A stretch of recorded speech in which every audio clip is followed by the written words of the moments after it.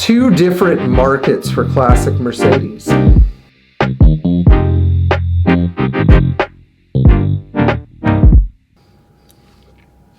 There are two parallel markets for classic Mercedes, and one is very public, and it sort of, you could say it about all classic cars, and this is actually something that applies to all cars. In fact, the easiest title of this video could be two different collector car markets. So there are people who buy cars because they go for the route of least resistance. Like, I find it really funny when somebody says, I found this car on Bring a Trailer. Like, oh, you discovered it. I'm sure somebody will make a meme of this, like me doing this and saying, oh, so you discovered your car and Bring a Trailer. Tell me how many people knew about it before you did.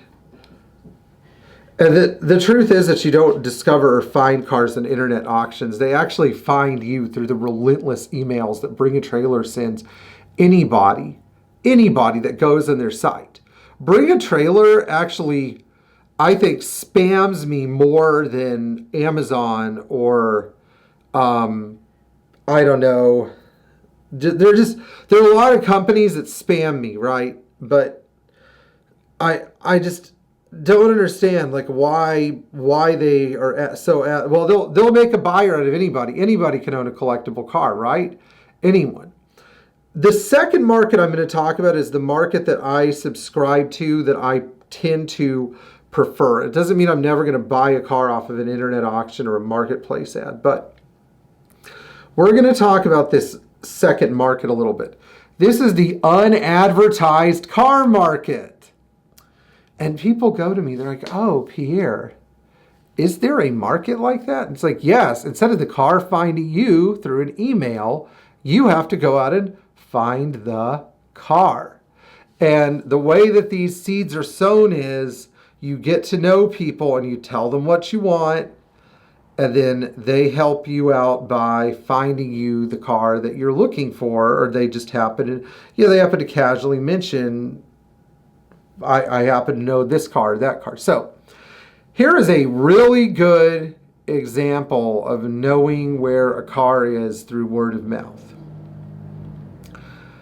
I was looking for a 300 SEL 6.3 for one of my customers, and the car was, the car that this person was looking for had to be, I guess, like a less expensive 6.3. And so I knew that my late friend Drew Tipkin had done a lot of work on 6.3s and a lot of woodwork on 6.3s. And so I went to Drew's son and I got a list of 6.3s that Drew had done woodwork for, and then I looked up some of the owners of those cars to see where I could find them. And I was actually able to find a number of these cars.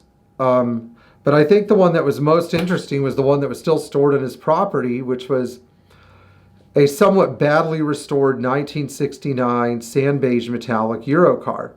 And the car had all the markings of a cheap, unfinished project. And there are plenty of cheap 6.3s out there. The cheap 6.3s at $60,000. Did the car need rust repair? Yeah, sure. Did it need an interior? Yeah, sure. But the mechanicals were okay. And with the 6.3, that counts for something. And it wasn't rusting in half. It just had some rust in the rockers that was probably repaired badly that needed to be done again. But it had a so-so paint job. The dash was okay. The wood was all out of the car, but Drew had refinished it about, a time before he passed away.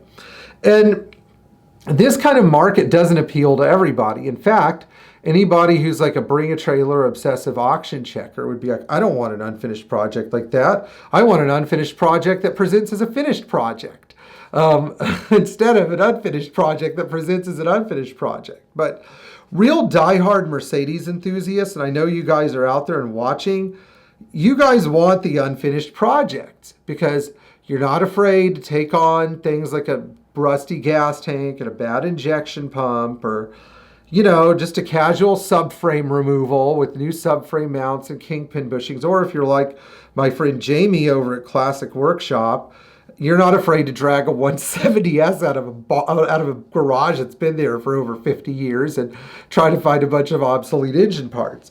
And that's how what I call the secret Mercedes market works. And so when customers bring us cars, actually, I put them in two camps. Secret Mercedes market and public Mercedes market. So public Mercedes market usually brings me a car that they bought at an internet auction. That's not necessarily a bad thing. If I said all the cars that were sold in Bring a Trailer were bad cars, I'd be lying. If I said that all the cars that sell in Bring a Trailer were overpriced, you could make an argument. But for the most part, I believe that the people that I do business with who have clandestinely acquired Mercedes project cars that they've been obsessing about owning for a long time are the people that I identify best with, and they tend to make the best long-term owners for the cars. And that's what this boils down to. Oftentimes, the cars that are sold at full retail, whether they're sold through a boutique reseller or through an auction site, get resold over and over and over and over and over. I mean, it's just dizzying, and each time they bring a little less money. It's sort of like buying a city of Detroit municipal bond. Sorry if you're from Detroit, but the point is there's no payoff at the end. The payoff is your enjoyment. The secret Mercedes market is more or less the same thing, but at least your cash outlay isn't as high. And that's what I do. I always learned years ago from my friend Matt Liggis, make money on the buy. And that's how I try to get people to buy their cars. In other words, I changed the mantra a little bit to don't lose money on the buy. Instead of make money on the buy, don't lose money on the buy. Don't overspend for the car. If you are overspending for the car and you don't know what it needs, it's a hard pill to swallow in the public Mercedes market where you buy a car, let's say you buy a 560 SL for $30,000 and it still needs $8,000 to $10,000 in repairs. And at the end of the day, it's still a $28,000 car. Hard pill to swallow. Oh well. Anyway, if you enjoyed this video, please like, share, and subscribe. Tap the bell for notifications. And next time you're looking for a classic Mercedes, try to go out and find the car instead of just bidding on something that looks good. It's not a hamburger. See you.